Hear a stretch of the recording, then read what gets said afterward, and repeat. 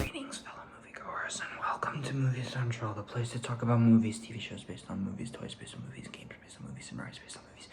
I'm your host, Mr. CCS, and this is my pet gorilla, George. I'm in a different location right now because I'm actually hidden from the law, so just keep that in mind. They're a little mad at me for existing amongst the time stream. Alright, I've been covering a lot of monster movies from the 1980s. Now it's time for a change. Let's transition into the 1990s, where some stuff gets more interesting. And where better to start off with than a movie that's set in a desert with a certain actor with a breakfast food as his last name is the star. This story kind of has a weird beginning, and that's been a theme this season. In the early 1980s, S.S. Wilson and Brent Maddock, two filmmakers tasked with making educational safety videos for the U.S. Navy, found themselves on top of a large boulder, which led to the two starting to question the scenario where something was stalking them in the desert, forcing them to stay on the rock. They brainstormed for a minute and eventually came up with the idea of land sharks. They pitched the idea to their friend, Nat Geo director Ron Underwood, who used his zoology knowledge to create the monster that we would come to know as the villains of the film we're going to talk about today. The film went into the production under the name Beneath Perfection, which eventually transformed into the movie we know today, which starred big-name actor Kevin Bacon, fresh off of Footloose and She's Having a Baby, and would appear in the horror film Flatliners in the summer of the same year that the film we're going to talk about today came out. The movie was released in January of 1990, and despite the fact that it was a low-budget movie and didn't do well at the box office, critics seemed to enjoy it, which led to 5 direct-to-video sequels and a TV series that my dad helped write. However, with that amount of a legacy, how much does this movie work? We're going to find out today. This is the 1990 monster movie, Tremors. Repairman Val McKee, played by Kevin Bacon, and Earl Bassett, played by the late Fred Ward, are tired of their dull lives in the small desert town of Perfection, Neb. But just as the two try to skip town, they happen upon a series of mysterious deaths and a concerned seismologist, played by Finn Carter, studying unnatural readings below the ground. With the help of an eccentric couple, played by Reba McEntire and Michael Gross, the group fights for survival against giant worm-like monsters hungry for human flesh. Now, surprisingly, I really enjoyed this movie. I went into it with very moderate expectations because I haven't heard that many things about it. Not good nor bad things, not many things in general. However, I'm very happy to report that not only did I enjoy this movie, but I'm convinced that it's one of the better modern monster movies out there. What I mean by modern monster is post-Predator, leading into the new millennium, so anything from the Blob forward. Anyways, Tremors is an exciting little movie that knows what it is, but somehow makes something really fun and really enjoyable at the same time. The question you may be asking, though, is why?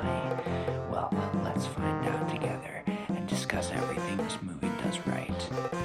I can't make that much noise because I don't want them to hear me. Gotta be careful. First things first, I can confidently say that the best 3 characters of the movie are Val, Earl, and Rhonda. The trio doesn't unite until about halfway through the movie, but it feels like an event once they do. Val is a tough yet capable, but very chill and relaxed charismatic lead that never fails to leave a smile on your face. Earl, on the other hand, takes the situation around him way more seriously, being older and wiser than his partner. That said, the two do care about one another, and are close friends that are willing to stick to each other until the bitter end, even if it means one of them has to sacrifice themselves. As far as Rhonda goes, she's the one who possesses the scientific knowledge, so she has a huge contribution that does mean a lot to the group. Now, there is one scene that did make me cry out, fan service! Which was the scene where she's running away from the monster in her underwear for no other reason than she happened to escape by taking her pants off, which I found really weird. as well as the fact that they don't exactly give her a warm welcome initially, but that's a minor complaint that I can easily overlook. She was still a great character and actually contributed a lot to our main duo, and the rest of the characters. Bert and Heather were fun characters too, and it was cool to see them use all of the guns against the monster. But at the same time, they also kind of get sidelined for a big portion of the movie, which, yes, builds suspense, but also feels kind of cheap and lazy. That's all I really have to say about that. They're still good characters, but they're not that impactful. The rest of the characters are pretty good, though. The annoying teen Melvin, little girl Mindy, played by pre-Jurassic Park Ariana Richards, and her mom Nancy, Miguel, and Nestor all make the town feel alive and also make it feel like a group effort to take the monster out. It's kind of weird that we spend a lot of time with these characters rather than the female lead. Beggars can't be choosers. The other characters in the movie are strictly monster fodder, minus Walter. He's there as the friendly store owner you can count on. He's fun. Now we can talk about the monster itself. Or should I say, the monsters. Yes, you heard me right. In this movie, the monsters are called the Graboids. What are they exactly? Well, they're essentially serpent creatures that have the mind and power of the shark from Jaws. Land sharks was how they were described by many on and off set of the movie, and it shows. Like Jaws, these things kill for sports and actively taunt the town by killing citizens in shadows, as well as right in front of them. Also, they're killed in an explosive manner by our lead.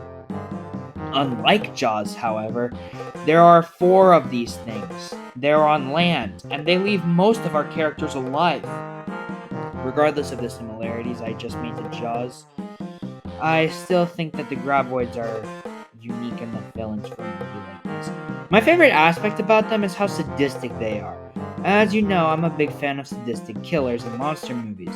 They were the best part of the movie to me, and probably the only reason I would watch the sequels. Not saying that the experience would ruin anything. Anyways, that's enough about the characters. Let's talk about the effects. The Graboids obviously are practical effects, and they look great. The design is visually impressive, and the way the cinematography makes them look is just ingenious. The buildings are torn down, and the way it looks is very awesome, as is the way the Graboids kill victims.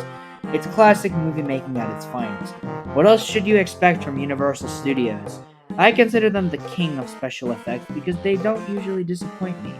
And they also usually have a really great looking movies. So yeah, the effects are great and a definite highlight of the film for me. As far as music goes, the score was composed by Ernest Troost. He took his job very seriously and crafted a score that mixes southern tones with a monster movie. It works well for the established tone, and as I would imagine on repeat viewings, will stick out to me. Finally, in regards to horror, the kills in this movie were pretty brutal. People were sucked out of their skin, dragged down slowly and painfully, and were eaten alive. In a car. You don't need to tell me that the kills were unique in this movie. I can tell. Another horror highlight from Universal. Well done, guys. I guess. Considering your Blumhouse stuff has just kind of sucked recently. So overall, Tremors is a pretty damn good movie.